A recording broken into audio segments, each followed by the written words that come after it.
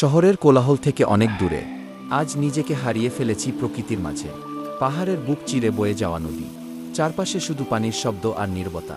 তার মাঝেই ছোট্ট একটা বেবি সেটআপ। গরম গ্রিলে ধীরে ধীরে সিজল করছে মাংস, ধোঁয়ার সাথে মিশে যাচ্ছে সন্ধ্যার ঠান্ডা বাতাস। এক টুকরো বেবি, একটু ঝাল মশলা, আর নদীর পাশে বসে সেই প্রথম কামড়। মনে হলো এই মুহূর্তটাই হয়তো আসল শান্তি। হাতে ঠান্ডা ড্রিঙ্ক, সামনে অসাধারণ ভিউ, আর মনে এক অদ্ভুত প্রশান্তি। জীবন সবসময় বড় কিছু চায় না, কখনো কখনো একটা নদী, একটু নীরবতা, আর প্রিয় খাবারই যথেষ্ট।